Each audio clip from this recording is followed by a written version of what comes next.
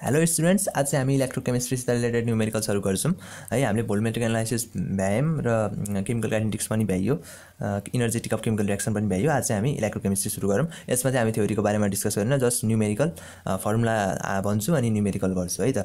Formula चाहिँ म numerical अनुसार म भन्छु, ठीक छ। फर्स्ट न्युमेरिकल चाहिँ मैले स्क्रिनमा देखाइदिसकेको छु। त्यो चाहिँ तिमीलाई 2 मार्क्समा जेनरली तिमीलाई 2 मार्क्समा सोध्ने क्वेसन हो है।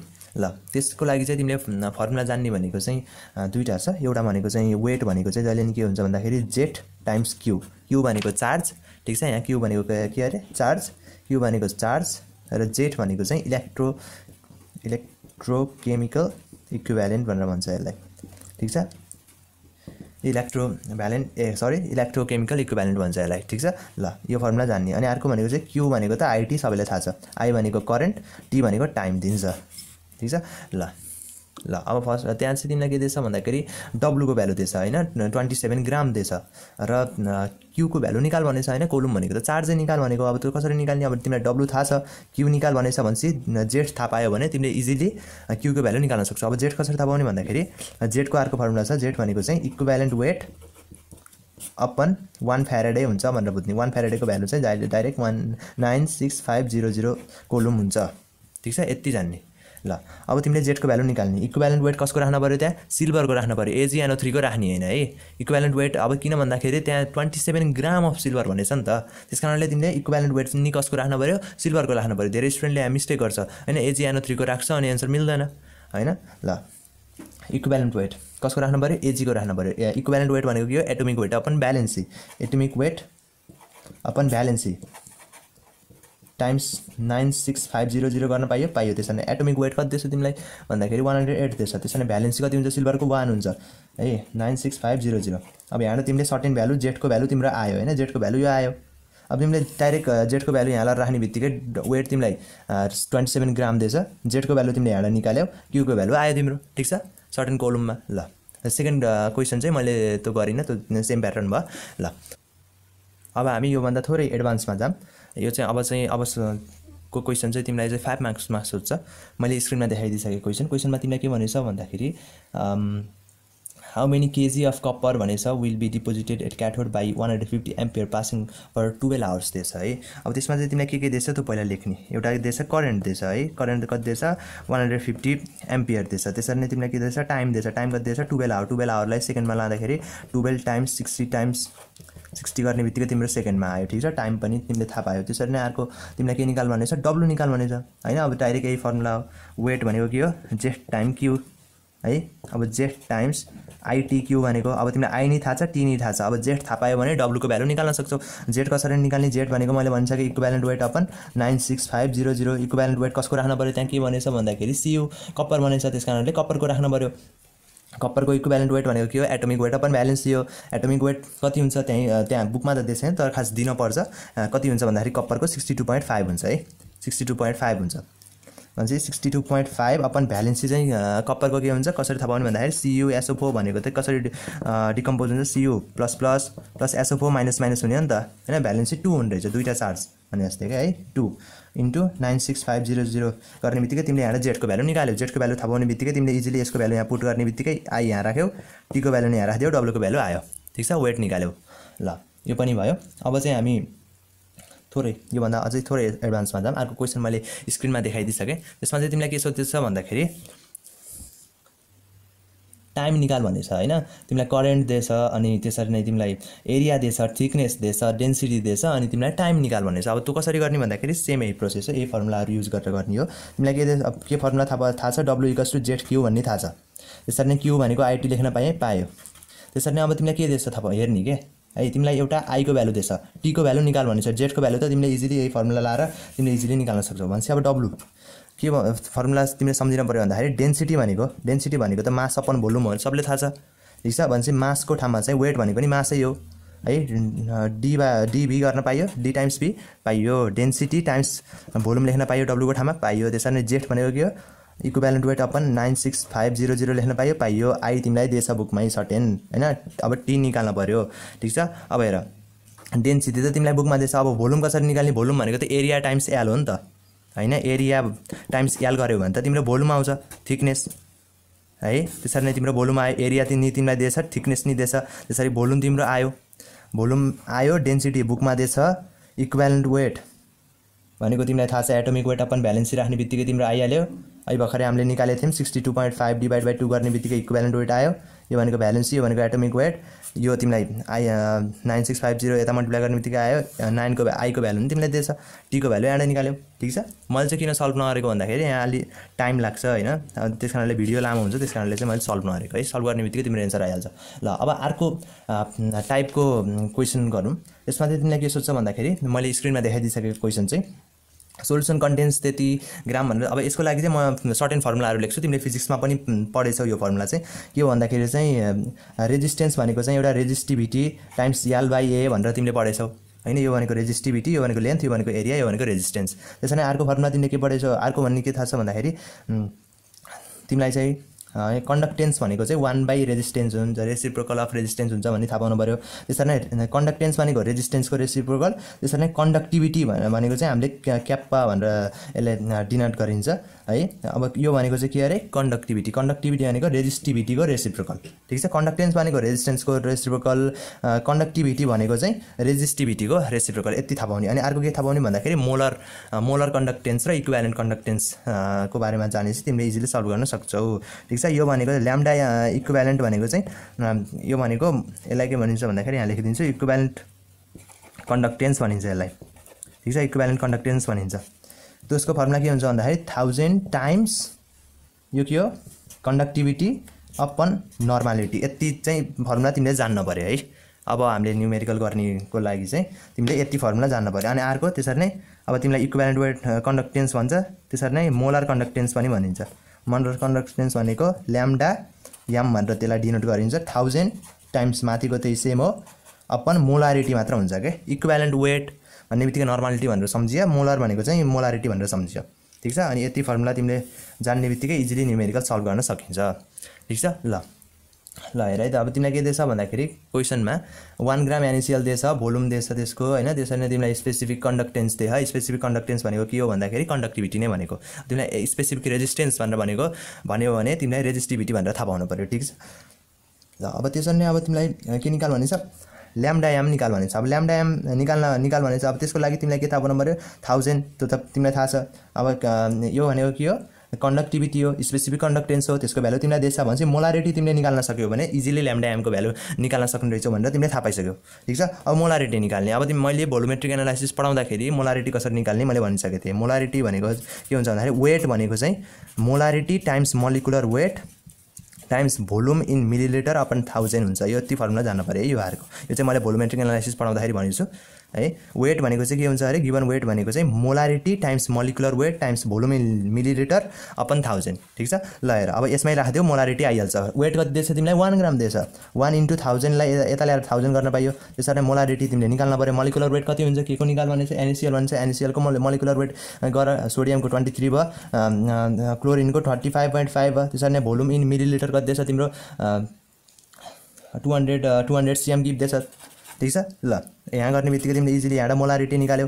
मोलारिटी थाहा छ तिमीलाई, मोलारिटी थाहा पायौ, मोलारिटीको भ्यालु यामको भ्यालु थाहा पायौ।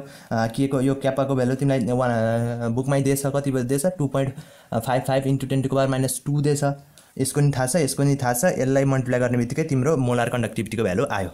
ठिक छ, ल है यो नि भ्यायो। अब त्यसरी नै अर्को क्वेसन चाहिँ तिमीलाई के सोध्छ भन्दाखेरि मैले स्क्रिनमा देखाइदिइसकेँ मैले। त्यो नेक्स्ट क्वेसन चाहिँ म पेपर चेन्ज गर्छु है।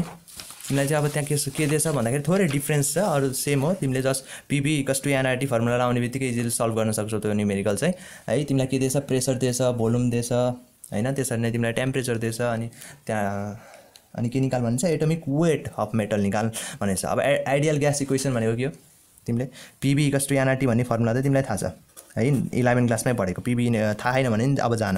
अब प्रेसर तिमीलाई कति दिएछ भनेर भन्छौ भने 765 mm of Hg दिएछ। त्यसलाई चाहिँ तिमीले के गर्नु पऱ्यो ATM मा लानु पऱ्यो। ATM मा लानको लागि डिभाइड बाई 760 राख्ने। ठिक छ, भोल्युम तिमीलाई कति दिएछ भन्दाखेरि 96.5 दिएछ। त्यसलाई 96.5 लाई लिटरमा लानको लागि डिभाइड बाई 1000 हान्दिएँ है मैले। अब त्यसरी नै यान त तिमीलाई निकाल्ने हो यहाँ है। मोलर यसको यो कन्स्ट्यान्टको भ्यालु चाहिँ कति हुन्छ अरे 8.314। त्यो त सबैलाई थाहा छ। टेम्परेचर भनेको कति दिएछ तिमीलाई भन्दाखेरि 27 डिग्री सेल्सियस दिएछ। त्यो भनेको कति हो भन्दाखेरि यो चाहिँ तिमीले 0.0821 हुन्छ है यो केसमा चाहिँ है। टेम्परेचर अब तिमीले कति निकाल्न सक्छौ भन्दाखेरि केल्भिनमा लाने, त्यो भनेको चाहिँ 273 + 27 गर्ने बित्तिकै 300 केल्भिन आउँछ है। ल अब यहाँबाट तिमीले यानको भ्यालु निकाल्न सक्यौ, नम्बर अफ मोल निकाल्न सक्यौ, सक्यौ। त्यसरी नै अब नम्बर अफ मोलको फर्मुला चाहिँ के अरे, given mass upon atomic weight molecular weight जे भने नि हैन, एटोमिक वेट जस्तो यानको भ्यालु सर्टेन यहाँ आएको हुन्छ। अब गिवन मास दिएछ होला तिमीलाई कति दिएछ भन्दाखेरि 0.75 दिएछ है, 0.75 दिएछ। 0.75 लाई यानले जुन निकालेको थियो त्यसलाई डिभाइड गर्ने बित्तिकै तिम्रो एटोमिक वेट आयो। ठीक छ, यति हो। पीबी = एनआरटी लगाइदिने, यानको भ्यालु निकाल्ने, यो कुनमा राख्ने, युनिटको यो यसको अनुसारले युनिट चेन्ज गर्ने के यिनीहरूको, बुझ्यौ नि। यो भनेको आरको भ्यालु चाहिँ के हुन्छ 8.314 पनि हुन्छ हैन, तर यो जुल पर मोल पर केल्भिनमा हो। ठीक छ, अब मैले चाहिँ कुनमा राखेँ भन्दाखेरि 0.0821 मा राखेँ क्या। यसको चाहिँ युनिट के हो भन्दाखेरि एटीएम लिटर पर मोल पर केल्भिन हो क्या, बुझ्यौ नि। यति दुईटा यस्तो धेरै हुन्छ यसको भ्यालु त, तर हामीले जेनरली यो दुईटा लिइन्छ। यसको यो आरको माथिको लिँदाखेरि त तिमीले जुलहरुमा त्यस्तोमा लानु पर्यो, तलको लिँदाखेरि चाहिँ तिमीले एटीएममा लाने, लिटरमा लाने, केल्भिनमा लाने, यसरी थाहा पाउने, बुझ्यौ नि। ल आरको भ्यालु त्यसरी राख्ने, आरको भ्यालु नि थाहा छ, पीको भ्यालु नि थाहा छ, भीको भ्यालु नि थाहा छ, टीको भ्यालु नि थाहा छ, एनको भ्यालु निकाल्यौ। एनको भ्यालु फर्मुला तिमीलाई के थाहा छ, given mass upon atomic weight, given mass तिमीलाई 0.7574 दिएछ, एनको भ्यालु नि थाहा छ, एटोमिक वेट निकाल्न सक्यौ।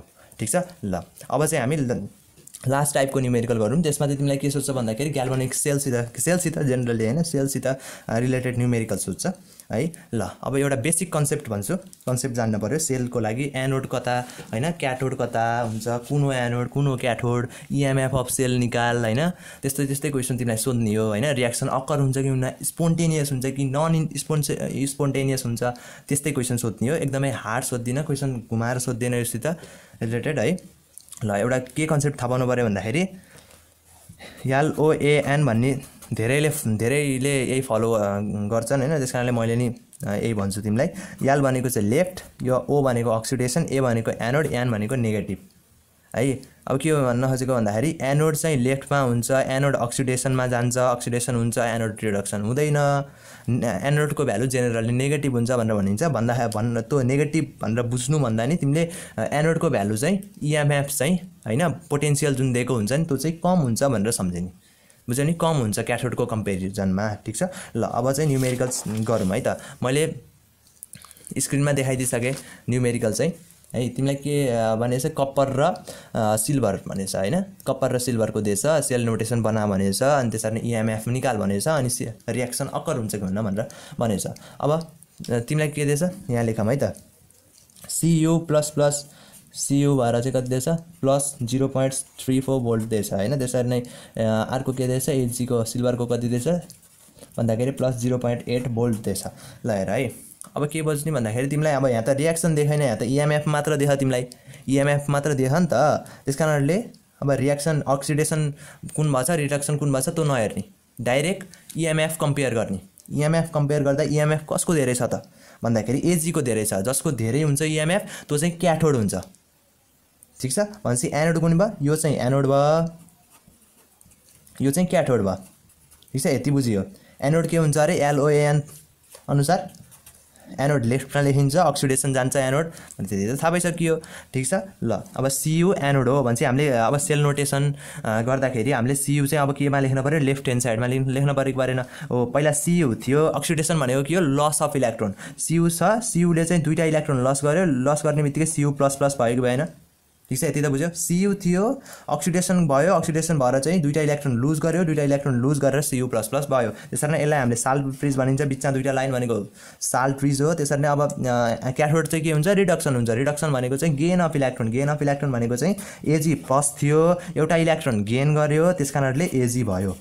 ठीक छ। अनि अर्को के क्वेसन तिमीलाई सोध्छ भन्दाखेरि यसमा अब इलेक्ट्रोन कताबाट कता फ्लो हुन्छ भनेर सोध्छ हैन। अब त्यसमा के जहिले नै सधैँ इलेक्ट्रोन एनोडबाट क्याथोडमा फ्लो हुन्छ, AC भनेर सम्झियो कि, इलेक्ट्रोन भनेको AC भनेर सम्झियो, एनोडबाट क्याथोडमा जान्छ भने चाहिँ अब इलेक्ट्रोन फ्लो भएको तिमीलाई देखाउन मन लाग्छ भने नि यो अब म्यान्डेटरी हैन है, तिमीलाई देखाउन मन लाग्यो देखाऊ, नदेखाउन मन लाग्यो नदेखाऊ, इलेक्ट्रोन फ्लो भएको।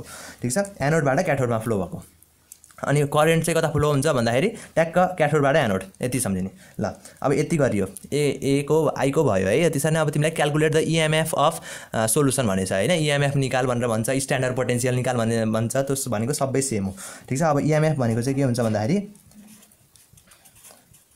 यसको चाहिँ जहिले पनि फर्मुला के सम्झिने भन्दाखेरि क्याथोड माइनस एनोड भनेर सम्झिने, ठीक छ। क्याथोड माइनस एनोड। अब क्याथोडको भ्यालु कति छ, क्याथोड भनेको कुन हो, यो हो 0.8 माइनस कति गर्नु पर्यो 0.34। अब तिम्रो यहाँ सर्टेन भ्यालु आउँछ, इएमएफ अफ सेल नि निकाल्यो। अब त्यसरी नै अर्को के भनेछ, विल द रियाक्सन अकर भनेर भनेछ। अब तिमीलाई के दिएछ, रियाक्सन Cu + 2Ag प्लस दिएछ, त्यसरी नै Cu प्लस दिएछ प्लस 2Ag भनेर दिएछ, ओके हैन, ठीक छ। अब यस्तो रियाक्सन दिएको केसमा चाहिँ तिमीले पहिला चाहिँ हेर न LOAN, पहिला चाहिँ तिमीले त्यसको पोटेन्सियललाई नेगेटिभ छ कि पोजिटिभ त्यो नहेर्ने, कि थोरै छ कि धेरै छ इएमएफ त्यो नहेर्ने, तिमीले केलाई हेर्ने अक्सिडेसन भयो कि रिडक्सन भयो त्यो हेर्ने। कति बेला हेर्ने भन्दाखेरि जब तिमीलाई रियाक्सन दिएको केसमा चाहिँ तिमीले पहिला अक्सिडेसनलाई प्रायोरिटी दिने, ठीक छ। अक्सिडेसन भयो कि रिडक्सन भयो त्यो हेर्ने। ल हेर, अब यो केसमा पहिला Cu थियो, Cu चाहिँ दुईटा इलेक्ट्रोन लस गर्यो, त्यस कारणले Cu++ भयो। लस गर्नु भनेको के हो, अक्सिडेसन हुनु हो भनेपछि Cu चाहिँ के भएछ, अक्सिडेसन भएछ।